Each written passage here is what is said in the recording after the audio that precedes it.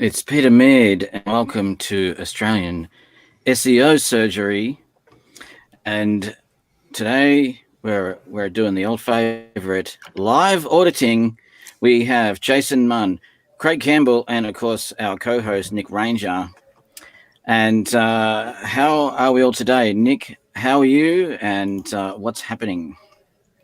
I'm fantastic. Things are good. Was reading a patent about local guides and local search this morning. Fascinating stuff happening. It's great to be here. Yeah, it's always something happening, isn't there? Jason, thank you so much for joining us. So Jason, one of the best ecom SEO guys I know of. Thank you so much for giving up your time and joining us. And how are you today? I am good. Absolute pleasure to be here. And yeah, looking forward to live auditing some sites and sharing some notes with the crew. Excellent. We are in for a treat. Craig Campbell, there's absolutely, one of the most renowned affiliate marketing guys around, and a good pal as well when we're living it up a little bit with SEO friendship. And so Craig, I always am amazed at some of the things that I hear you saying on your webinars and your podcast. And so yeah, and you're staying up late for us as well because you're coming to us from the UK. So really appreciate your time. Thank you so much. And how's things? What's happening in SEO? Just the same old stuff. It's boring over here in lockdown, so yeah, just launching new projects and doing the same old stuff. It's very boring. And before I go any further, I do apologise, guys, for the accent as well. I know you're probably like, whoa, but I'll try my best. No apology needed. I love the Scottish accent, and I love Scotland. Love visiting Scotland. It's a beautiful place. But good luck with the rest of your lockdown as well. We've had it here, so we know. Nick, what do you think? I mean, we're doing live. We've gone back to doing live site auditing, and I think this is just something that people really want to know about. They want to see under the hood. Really get a hands-on what's going on the technical side of their website. How excited are you today? We got Jason and Craig, two of the best you can possibly get. So 100%. We've got, as we've got Jason Munn, who is really quite a weapon on multiple different CMSs, understanding site structure, and of course Craig Campbell, who is pretty much very illustriously known, and is an absolute weapon for all things technical SEO as well. Guys, if you are wanting to get any of your sites, to have a further look in, please always make sure to reach out to Jason and to Campbell, to Craig after this, and ask some more questions and see what opportunities you can be able to get. Because when we're looking at this, really we're looking at the crawlability of a website, the indexability, and of course, and whether or not, why we are seeing the keyword rankings that we're looking at. So really excited to look at this. Jason, we got a few submissions, and there's one that in particular we decided that you would work on, do a live audit, 1-800-nutrition.com.au. So what's the go? Will you take us through? Will you, cool. Will you show us what's happening? Sounds good. All right, I'm going to share my screen. Let's see if this works. And let's do this. All right. Okie dokie. So hopefully everyone can see my screen. So yeah, thanks for submitting your website, 180nutrition.com.au. It's a very nice looking website. 180. My apologies. No, I said the wrong. My apologies. Please accept my apology. All good. So this website is clearly in the health and food niche. So they sell food supplements, protein shakes, so on and so forth. Nice looking website, is very well built, is built on WordPress and WooCommerce.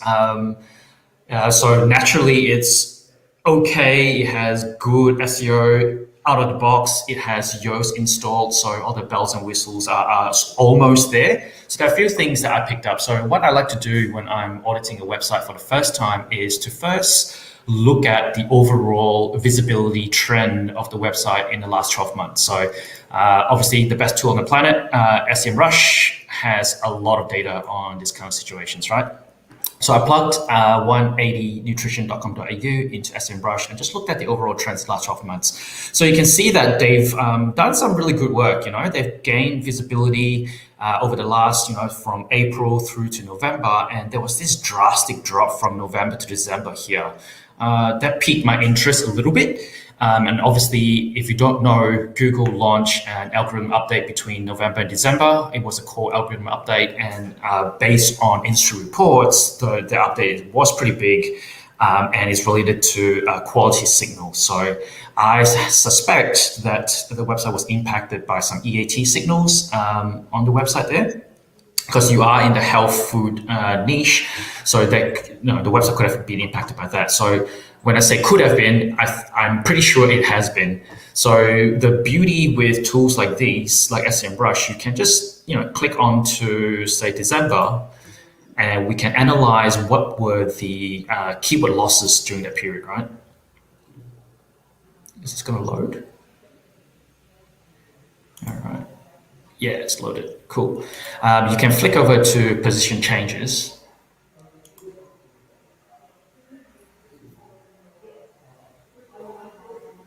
God. There we go. You can see the amount of keyword losses is just super prominent around the December mark. So when you scroll down, you can start seeing all the different keywords that you've completely lost visibility for. And you can see most of them are related to your content hub or your blog, if you want to call it that. So all your articles which used to rank, it's now completely not ranking anymore. So things like breakfast ideas, what smoothies are good for weight loss, CrossFit before and after, dry pawpaw, all these are all really popular keywords that you've lost visibility for. So I would go back and revisit all these articles that have declined or completely lost rankings and see how you can improve them. So looking at, say, an example of this article, I can see you've built in some authorship into the blogs and your articles, which is fantastic. You have Linda being the author of this, and then when you scroll down, you clearly have Linda's background and qualifications fully listed out. There's an author page there. Again, I don't know when you've implemented this. Maybe it was after the algorithm update that you've implemented this, but from an EAT signal perspective, I think you're ticking all the right boxes. Now, the length and the content and the depth of the content is a little bit thin in comparison to the people or the websites that are ranking for the keyword breakfast, healthy breakfast ideas. So it's always good to benchmark yourself against who is ranking on page 1 for that term, and then just analyzing how they're running the content, what they're mentioning about, how deep and what's the length of content that's minimum, what's the minimum requirement to be able to rank for the keyword. When I looked at the SERP, healthy breakfast ideas, you're competing with some, really prominent recipe-based websites who have, 1,000 words, an article about it, when yours is only about 300-500 words. So adding more depth, adding more images, adding more digital assets to make your article more compelling and more authoritative is definitely going to help you in the long run. So that's the rough analysis of the loss in visibility there for a whole bunch of keywords, literally thousands of keywords you've lost visibility for. So it's always good to analyze and identify a pattern and then try and change up your editorial guidelines to, less frequency, more quality publication of articles is my recommendation there. Next, I looked at the technical aspects of the site. So again, I like to start off by using SEMrush's technical audit tool. You literally plug it in there, you start seeing the overall technical health of the site. Obviously, this tool is meant to cater for SEOs of all types, including hardcore SEOs like us on the panel. But it gives you a really broad and top line indication of where the problematic areas are for us to completely deep dive into. So you can see, SEMrush gave the site 57 out of 100 in terms of overall site health, and there are a whole bunch of errors on the site.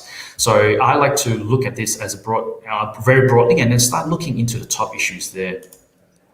So I'm going to touch on page speed in a bit as a separate line item, but you can see the website has a lot of I call it SEO craft. So all these are SEO 101 things that you can easily fix via the backend of WordPress. Just a little bit of CMS work and tidy up, and it should fix up all these issues here. I want to swing across to a tool that I absolutely love. It's called Screaming Frog. So a few things that I picked up while using Screaming Frog to crawl the site. So the website has a lot of redirect chains and loops. So what I mean by that is at some point, the website has a separate subdomain, shop.180nutrition.com.au, as you can see here. You see, there's a lot of links that are being used within your articles that are still referencing the old subdomain, and the old subdomain is then forcing an internal 301 to the final destination.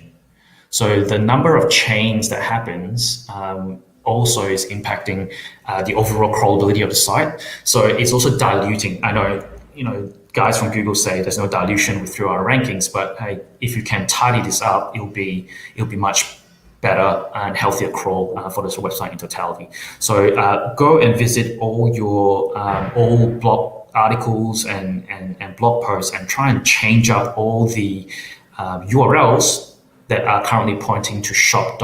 And update the internal link to point directly to the final destination without relying on the internal 301s is what I recommend. Now, there's also a fundamental issue with www versus non-www. So when I was crawling the site, the website is accessible via non-www and also www. All right, so when I type in www, you see results, it gives me a 200, but then the canonical tag is canonicalizing the www version to the non-www version. So from an SEO perspective, right, you can't stop people, you can't control how people link to your website. I like to link to websites with www, and if you don't canonicalize the way your domain is set up in WordPress, you're going to have disparate SEO signals being built across those two different variations, not to mention your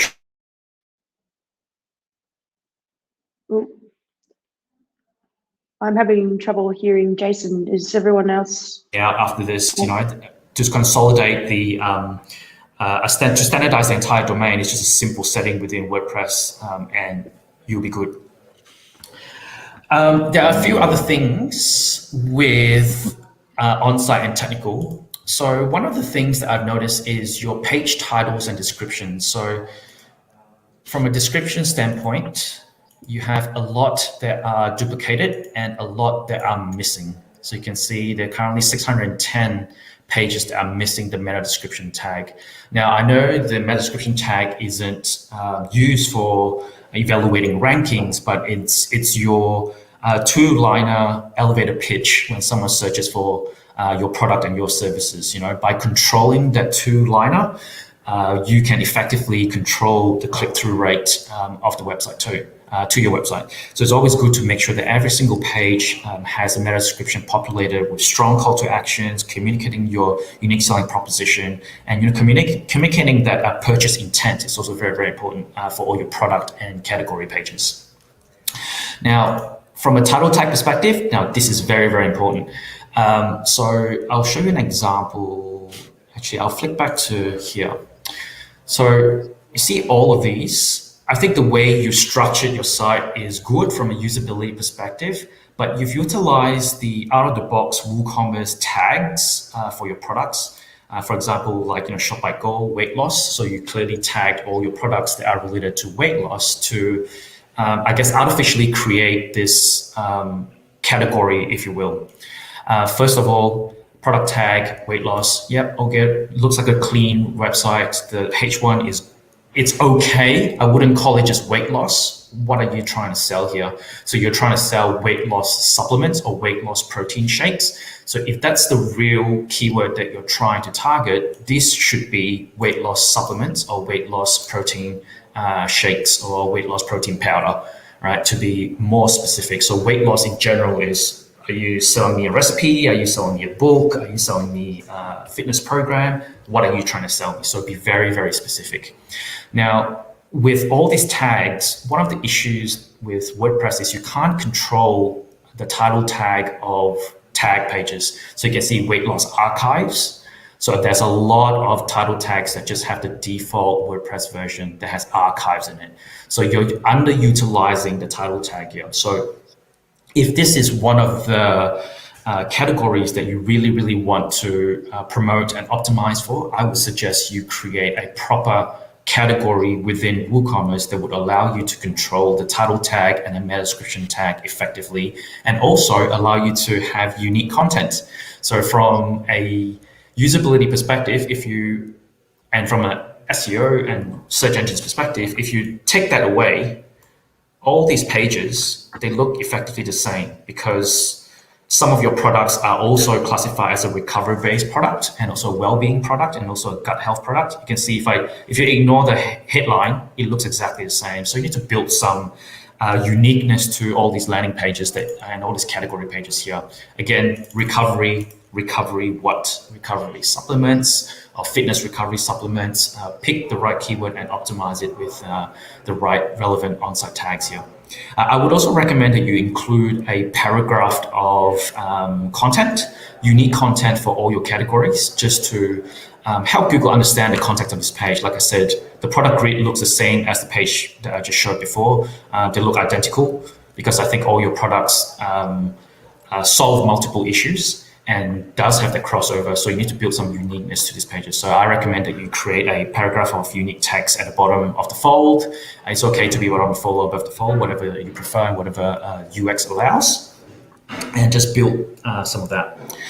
All right, the website is built on WordPress. So you're using Yoast, which is good. It has all of the schema tags all tagged up, which is fantastic. So this is an example of all the schemas that the website has at the moment. But what's missing is the most important schema ever. You have recipes, but you don't have a recipe schema marked up for your recipe pages. So by telling Google that a recipe page is actually a blog post and an article page, you're sending mixed signals. Is this a recipe page or is this an article page? So if you want to have a rich snippet that is recipe based and be included within the recipe carousel, it's very important that you have a recipe schema. And because you're on WordPress, there's a very inexpensive tool that you can use. Where is it? It's called wpschema.com. So it has a lot of different schema types. And recipe schema is one of them. So by installing and incorporating this plugin within your WordPress installation, it's just going to allow you to mark up every single thing on your website and just to make it extra SEO friendly, and to tell Google that this page is about a review, or this page is about a product, or this page is about a person, this page is about a recipe. So it has every single thing here that you can use to fully mark up your WordPress installation. Next thing that I want to touch on is your canonicalization and indexation. So Screaming Frog has this really cool feature that allows you to visualize a crawl of a website. So you see all those red dots here? Those are problematic pages. So when Google crawls the website, if it hits those red dots, you're basically making it twice as hard for them to get to the final destination or to crawl your website because of all these red dots. So all these red dots depict non-indexable URLs. So a simple example would be this, right? There are currently 1,800 internal links pointing to the terms and conditions page, but the terms and conditions page is canonicalized. So what I mean by that is all your internal links are currently inconsistent. or some of it. So you can see if I click on the terms and conditions page, right, you can clearly see the internal link there says that there is no trailing slash, but then the code within WordPress is telling Google, hey, that's the wrong version, canonicalize it back to the trailing slash version. So there needs to be some standardization that needs to be built into WordPress. Again, a developer can fix this very, very simply in WordPress to standardize all your URLs to either have trailing slash or non-trailing slash, and the canonical tag should be consistent with what the default of the website is. So there are a lot of all these different examples that's happening all around the website here. You can see all these red bubbles. They're all either being redirected or canonicalized. So tidying all of these things up and standardizing the entire website is going to make it a much smoother and more efficient crawl for Google there. So that is that. I'm going to touch on page speed really, really quickly. So 6 out of 100, not that great, but the score doesn't matter. So if we look at all the different elements that's most important, especially with the Core Web Vitals looming in May 2021, you can see the cumulative CLS, so whether elements shift around the website a fair bit is good. So nothing needs to be changed there. Your LCP is also okay. So in order for us to fix up all these speed issues and to make the score a little bit better, there are a few things that you can do with WordPress. This CDN, Nitro Pack, if you can install this and pay for this service, I can guarantee you it's going to boost up your website so fast and so quickly, and it's very inexpensive to run and maintain. So this is going to speed up your website and optimize the delivery of those pages, and it's going to significantly improve your page speed score. So this is one plugin or tool that I would recommend you explore. The other one is Flying Pages. So Flying Pages, it basically incorporates preloading of pages. So it anticipates if the user is about to click on a link to read the next page or to go to a blog page, it's going to preload that page in the background. So the speed of delivery of the page is fully caged up and served in a matter of seconds. So instead of waiting for the user to initiate the click and then load up the page and then serve the page via the browser, it's going to anticipate that that the user is about to click, and it's going to start loading the page in the background. And that's going to help speed up the delivery of those pages there. Another thing are images. So with Core Web Vitals, largest contentful paint is going to be one of the deciding factors, and optimizing images moving forward is going to be super important. Obviously, with e-com websites, having really good imagery helps sell the product. So this tool is one of my favorites. It's called Short Pixel. Again, very inexpensive, integrates well with WordPress, and you can see the amount of image compression that occurs, and you can see there's very little loss of quality there. How am I doing for time, Pete? Yeah, we're it's well. Let's think about wrapping up. Do you have much more to go through? Because I have. Yeah, we've got a few questions. So yeah, tell us what else you got there. What else you found? I've got a couple more things, and then I think I'll be done. Okay. The other thing that I wanted to touch on is internal linking. So external linking, very, very important, which I'll briefly touch on after this, but internal linking is equally as important. So what I like to do from a e-commerce standpoint is you're going to be building a lot of awareness and traffic through your category pages and your product pages. It's always good to share the link juice or the link value that those pages get between one another. For example, low-carb vegan protein bars. This is clearly for vegans and targeted towards vegan supplements as well, and vegan protein shakes and protein bars. So right here now, I have no way of there's no contextual internal link linking back these products to the relevant category of vegan protein shakes or protein bars here. So I would like to see you incorporate this product relates to this category, or maybe introducing a breadcrumb would also help. That's one of the tips I want to provide from an internal linking perspective that is scalable. And the next thing is external links. Man, you guys have done everything so well. You have a podcast, you have a stockist page, you have a whole bunch of influencers. But one thing is, it's always good to work with influencers, yes, but try and work with influencers who have a blog as well, not just an Insta profile, because Instagram doesn't really, whatever shout outs and links that Instagram posts up, it doesn't count. It doesn't have a follow link back to the site.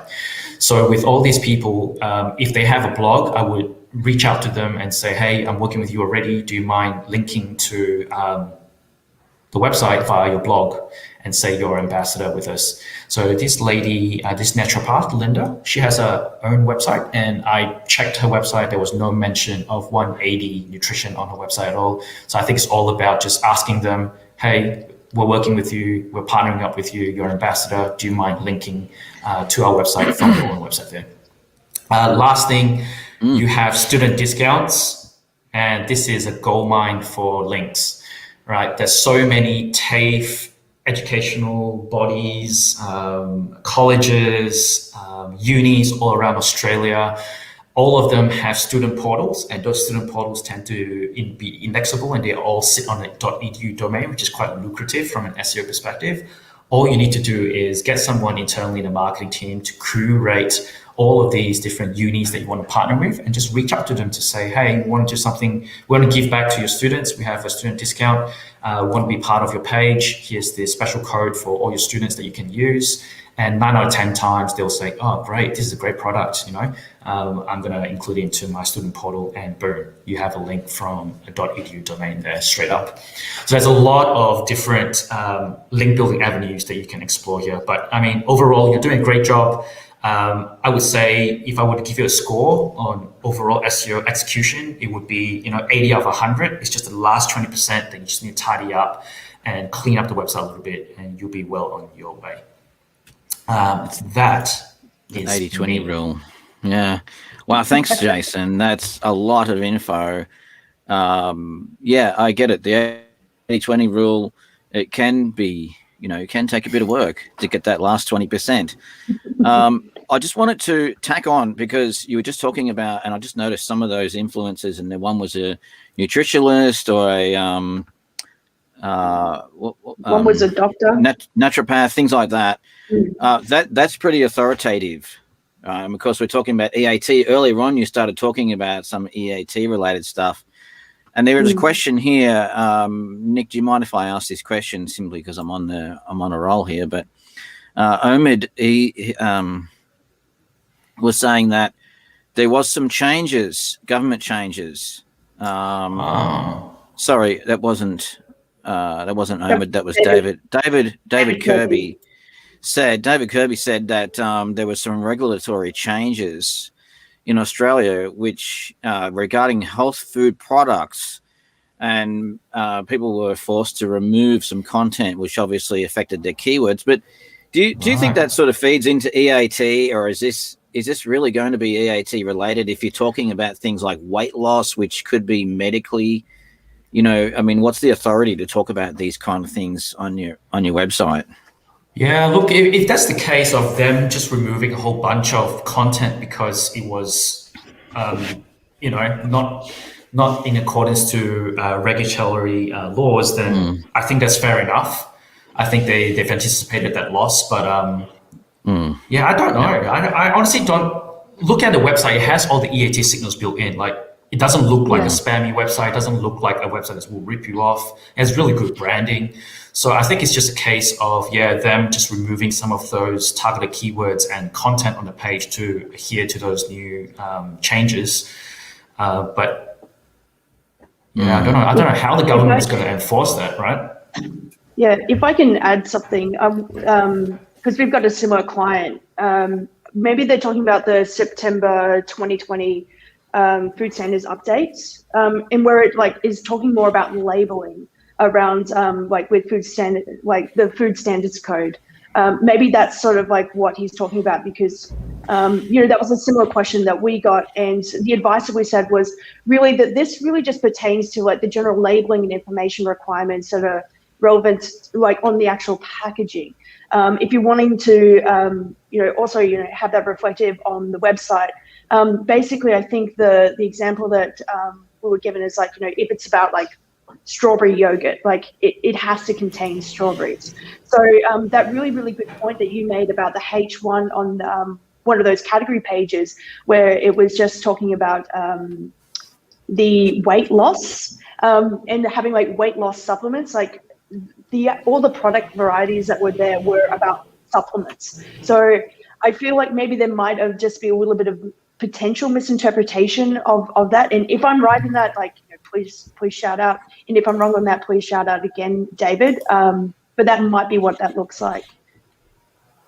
Yeah, that's another good point. SEO is pretty nuanced type of thing. Craig, did you have any comments? I mean, is there anything, bleedingly obvious that you saw or that you would do to kind of, bash this, really give this site a kick, if you wanted to boost it up or something like that? What would you do? I mean, I think Jason covered a lot of the on-page stuff very, very well, but there's a lot more to SEO than just on-page. You've also got the off-page side of things to be doing. Can you get better links? Can you do any kind of CTR manipulation? There's lots of different little things that will give you small wins. And as Jason rightly said as well, even the on-page, the internal linking, and all these kind of small things can all be improved to make sure that, one, you're distributing power, throughout your website to the correct pages, and two, you have to continue to do the off page SEO as well. You can't just fully focus in tech or on page. In any market, you are going to have to look for a bit more power. So the website in general looks really good. For me, I think you just have to continue to use things like the backlink gap analysis tool, look at the competition, see where those gaps are, and you don't always have to look at that as well. Just look at other opportunities, linking opportunities that are out there that these guys are not doing, and that will give you that extra kick up the backside as well. But I think overall, you have to have a good foundation to work from, and I think it's a really good website. But Jason's touched on pretty much all of the stuff that you can improve from a on-page point of view, and you've just got to continue to make all these fine tweaks. I think overall it's a great website, but it's just all the fine-tuning of that stuff which really makes the biggest difference and slots you right into the top positions. Nick, we're sort of time is ticking along here, and so I'm thinking, what do you think if I know we've got a lot of questions coming through. Can we save these until after Craig's done his audit? Yeah, I think that might be a good point. So yeah, we've got some really, really great questions, and that's fantastic. Again, if anyone's asked some questions, really, you do have some phenomenal experts on the panel here today. So save up your questions, maybe tweet at Jason or reach out to him on LinkedIn after this to really get your questions out there. Yeah, we'll do it. We'll do our best to answer them after Craig's done his audit. But interestingly, the next site which Craig is auditing is also food related and also has recipes on it, and which is so it seems to be the flavor of the day. Of course, we know how competitive recipes are now. And, to be able to do well at recipes, you need to be able to do really well at all of the SEO things. But I'm really interested, Craig, how'd you go with ifoodreal.com? Cool. Let me start sharing the screen. So first off, so that I can make this actually go a bit quicker so we can get to the questions, I want to just recap, because I did have the page speed insights for iFoodReal, and also Jason mentioned recipe schema with the plugin and stuff like that. So the stuff that Jason said about the previous website also rings true for this website. This is also in WordPress. They're not using recipe schema.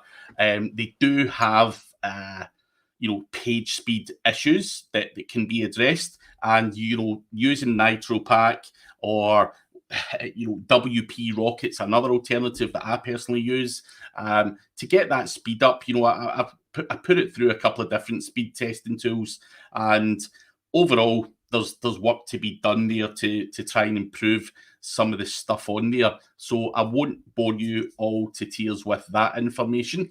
But in general, I'm going to show you first and foremost how iFood Real have been doing just by looking at the domain overview. Now, it's very hard to criticize someone who literally has that ridiculous amount of traffic and has had quite a lot of growth over the past 3 or 4 years. So they are doing an amazing job, but we are here to pick holes in the iFood Real website, and it is a recipe website, as you mentioned, and it does have other underlying issues that can be ironed out to improve this particular website.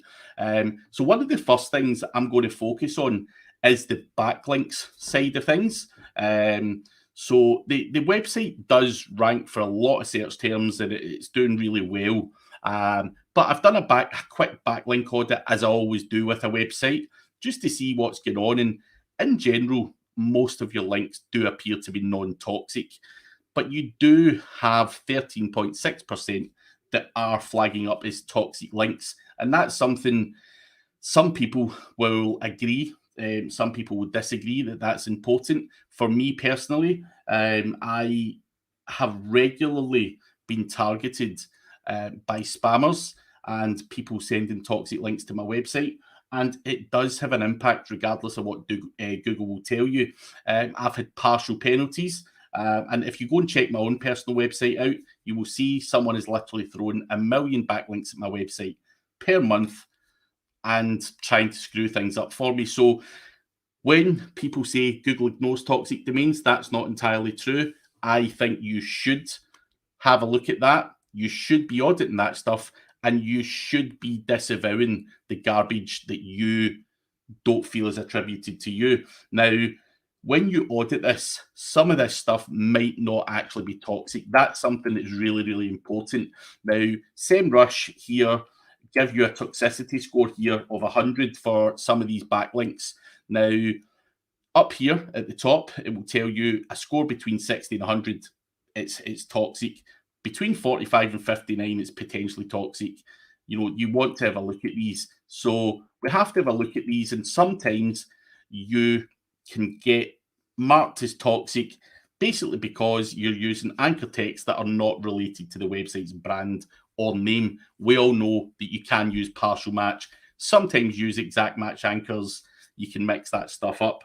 But what I would be doing is having a look through all of these here listed and disavowing any of the garbage that you don't want associated with your website. So that's one thing that I think you really should focus on, because this here, bridal stylist, really doesn't sound like it's too relevant to what you do. Now, I might be wrong, and we can obviously go and have a look at that. It's got a 404 error on there anyway. But some of this stuff just looks like absolute garbage. And obviously having easy braised short ribs as the anchor, it's not good. And you also want to try and avoid, if this is your link builder, you want to try and avoid using the same anchor text over and over again. That's something that's quite common here.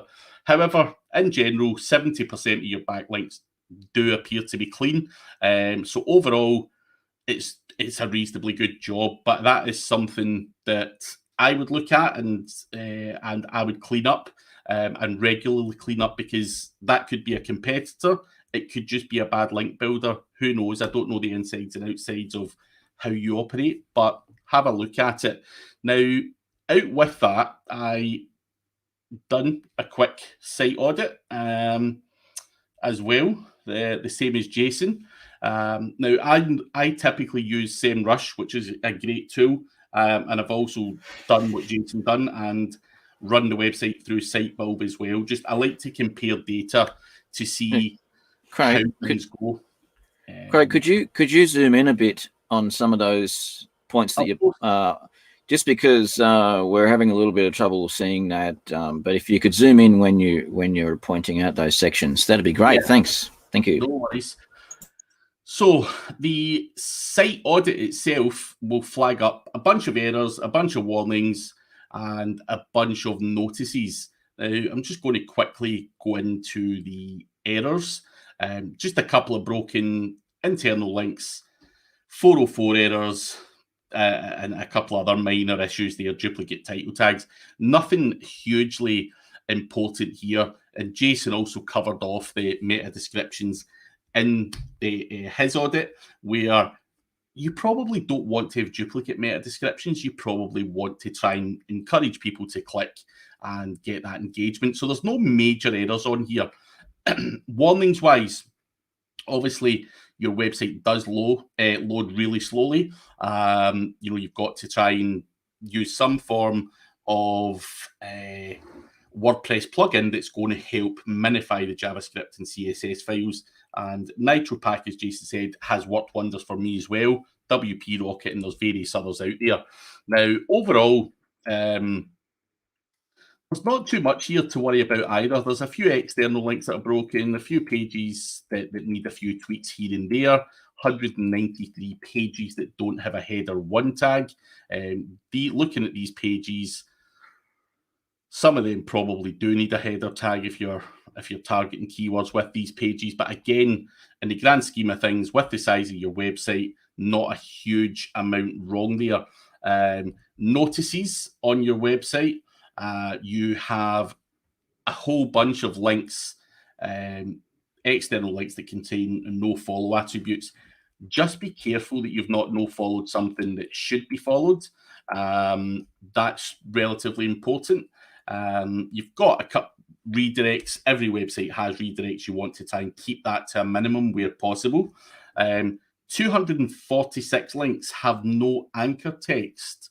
Now, that is, it's not great. It's not going to harm you majorly, but it is a notice, and you probably want to use some form of anchor text in there. It doesn't have to be glaringly obvious, but you want to make sure that you put something there so that people can click.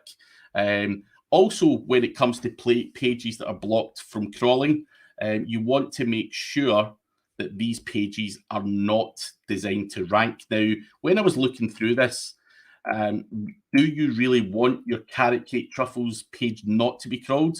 Because personally, I would imagine that you would want that to be crawled. So I'm not sure if someone's done that by mistake. There's a few other things here. Your casserole, chocolate protein cookies and stuff like that. So it does look like there are potentially pages here that you would want to be seen by the search engines. So just have a look at that, because again, sometimes when you're doing stuff on a massive scale, you block things that you maybe shouldn't have blocked or whatever. And I think that there is some errors within that area there. So you want to sort that out. But overall, I don't think the website is actually that bad in terms of the errors in the audit in general. Obviously going over to the likes of SiteBulb and stuff like that, it's got a reasonably good score from an auditing point of view, good SEO score. There's a few security things that it flags up, and the page speed is not as bad as some of the tools would suggest. I think it's very hard to pull a whole bunch of bad stuff up about this website. I think, obviously speed improvements is really important, and you do want to make sure that indexability is important there as well. And there are certain pages there that are not indexable. And as I say, that is something personally I would be going after first and foremost.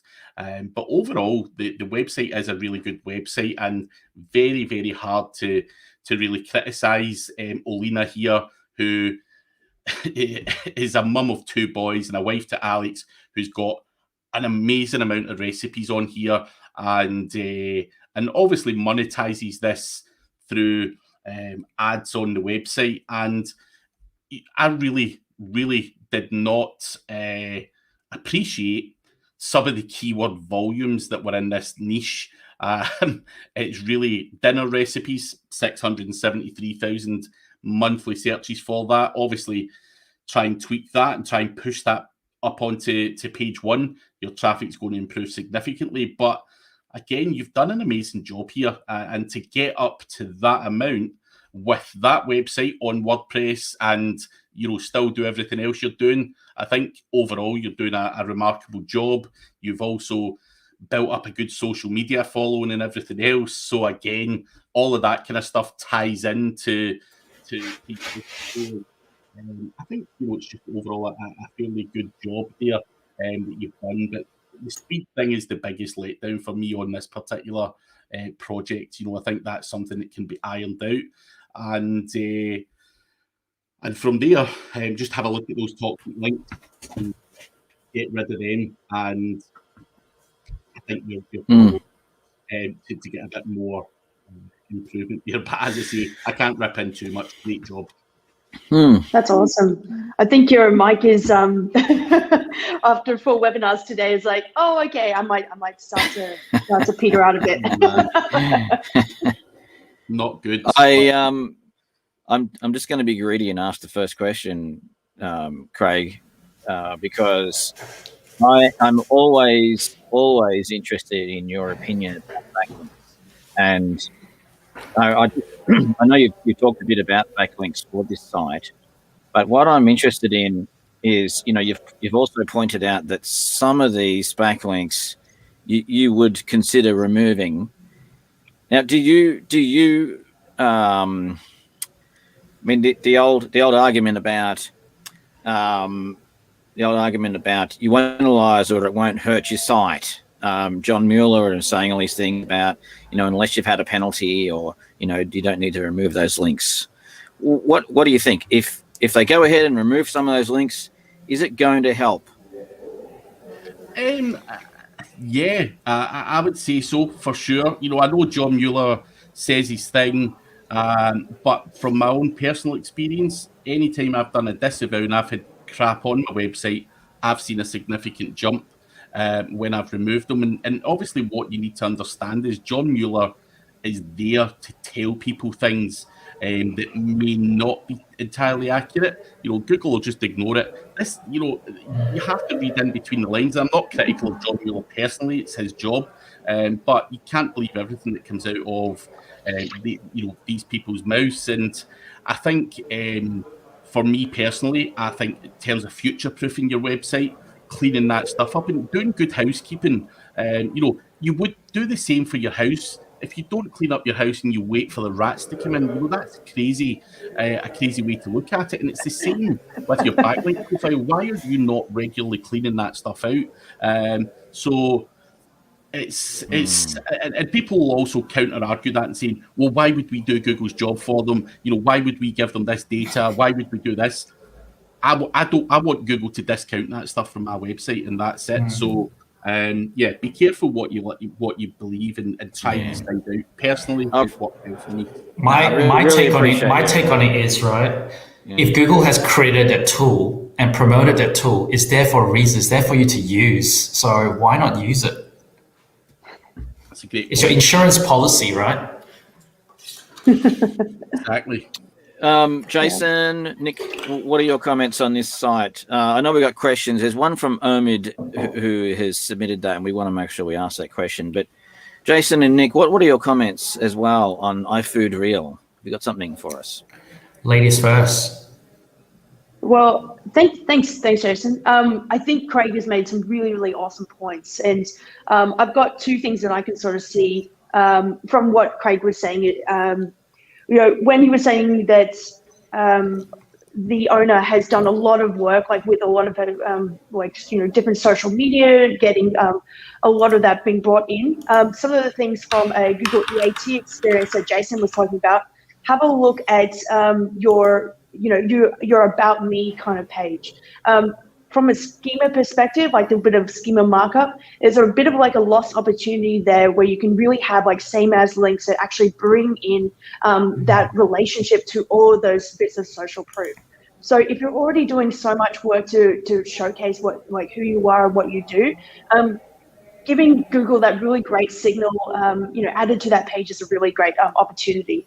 Second of all, when Craig was talking about the on-page experience and about page speed, protein balls. You rank number 4 for that at the moment. Have a look at the search intent. And of the number 1 experience, that Google has said, like, this is a great experience for protein balls for users versus yours.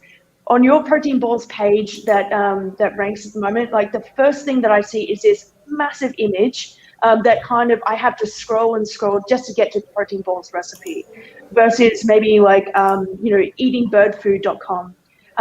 It's really easy. Like, I can already see that, and they've even got like a little hashtag link there that goes jump to recipe if you just want to kind of like skip through past the photos and the kind of the introduction. So from a page experience, like, they're kind of doing a little bit of a better job. And I think Google, especially with Core Web Vitals, they're really trying to measure a lot more about the page experience for your for users. So that might be a little bit of insight just to get you guys from number 4 to hopefully number 1.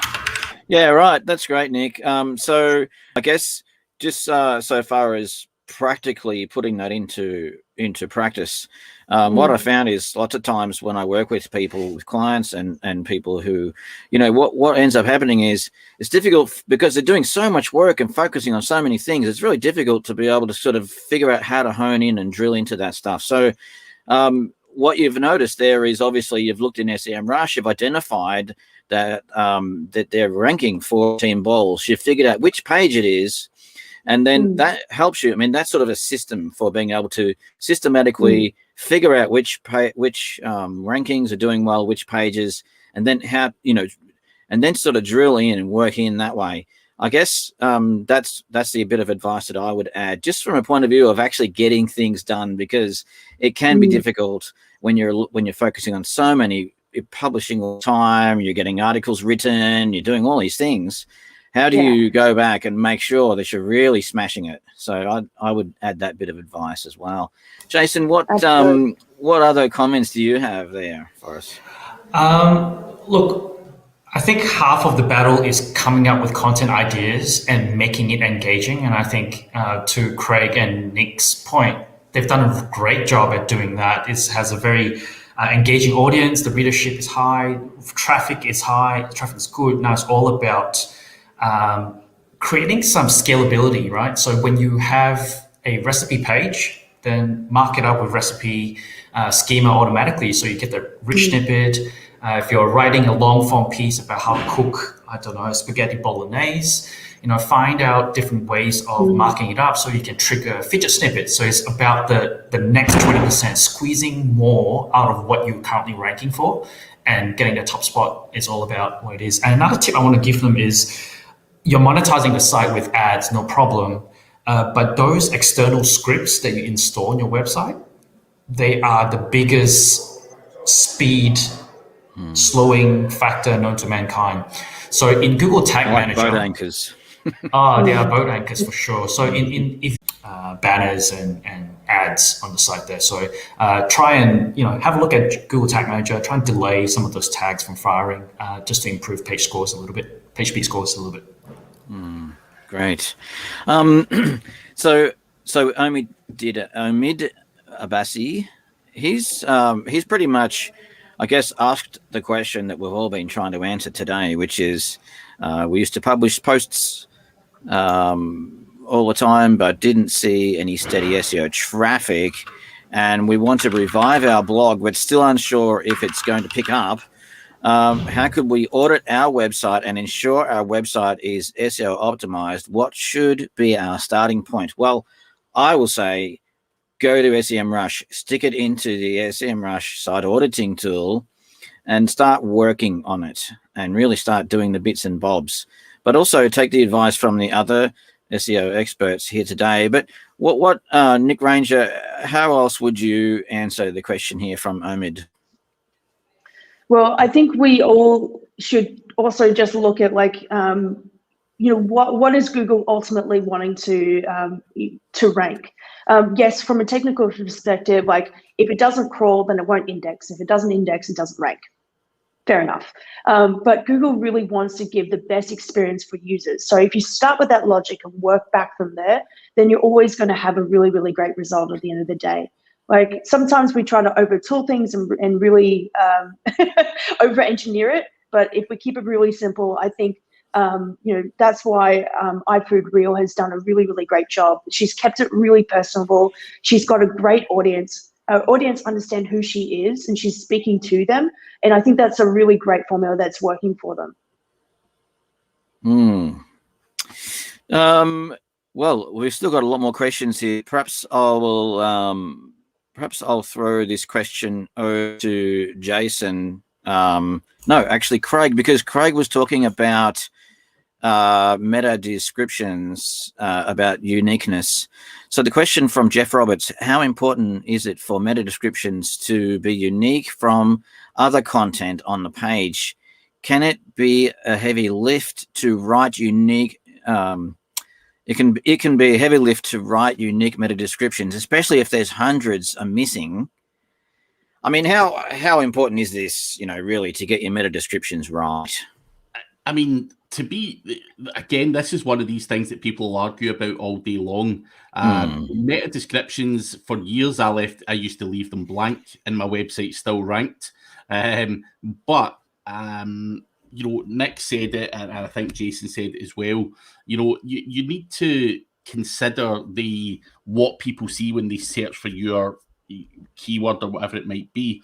And that snippet of text can really encourage that click and that engagement. And these user signals indirectly do impact your SEO. So click-through rate, engagement, and all of that kind of stuff is massive. So why wouldn't you use that to be a lot more salesy and to encourage that click? And I know it's a pain in the backside, but for me, you can leave them blank and Google will fill in whatever they want, and it might not be the thing that encourages people to click. So if I'm looking for plumbers, for example, and I see a guy that's working 24/7 in that snippet, and I'm, in trouble at 10 o'clock at night, that 24/7, I'll be like, oh no, I'm phoning him. That's what I want. That would just trigger me to go to that guy. So they're not hugely important. They're not going to, massively, spike your traffic, and you're going to get a huge amount from that itself. But I think the click-through rate and engagement and everything else that you will get from it will certainly come into play. And also, as an SEO, personally, you try and get the best auditing scores you can. So I like to follow best practices just so that I can say, right, I've got that, up to the highest point possible, which is a bit of an ego thing and or whatever from an SEO point of view. But overall, get the click, and that encourage the click. You've got that text sitting there in the Google search result. So why not use that to encourage click-throughs and get people, stand out from the crowd. Especially if you're already ranking on the first page, work on your meta description, get people to click. I would agree with that totally, Craig. Thanks for that. Jason, just a quick one. Anna Mezina, I hope I've pronounced that correctly, says, does SEMrush do the same accurate site audit for Wix and Shopify, WordPress, or built with code site, considering tech background and the platforms the sites are built on? What is your experience? You've worked on a lot of different platforms, and to answer that question directly, SEMrush does crawl agnostically, so it really doesn't matter what platform you use. The only platform that throttles crawling is Shopify, and I think SEMrush has made some concessions and some tweaks to their crawler to be able to crawl Shopify websites. So to answer the question more directly, no, it really doesn't matter what platform the website is. It will crawl the website as though it's a crawler and search engines. Yeah. So I've used it on plenty of platforms. It's very good. So Nick, we're just about out of time, and there's still more questions. So, what do you think? If people want to maybe tweet us the questions, or if we follow up later on the video, might be able to add some comments on the YouTube. What are your final comments, Nick? My final comments are, rewatch this video, hit the like button, subscribe to SEMrush, and hit the notification bell to get all the latest updates. Reach out to Jason, reach out to Craig, and really just go back to all the really, really great little tidbits. Of course, we're looking at an overview. There's some really great actionable things that you can do right now if you take their advice. Otherwise, reach out to any one of us on Twitter, LinkedIn. We're always available. Terrific. Well, with that, I'd like to say thank you so much, Nick Ranger, for co-host and giving your expert advice as usual. And Jason Munn. Thank you, Peter. Yeah. Thank you. The godfather of SEO here in Australia. We've got a plaque to prove it. Apparently so. And Jason, really appreciate you joining us, and your insights are amazing. And Craig, thanks so much for staying up late at night and just mind-blowing, the sort of things you've been telling us. So thank you so much. Thanks for having me. Thanks so much, guys. With that, we'll see you next time. Adios, amigos. Thanks. Subscribe.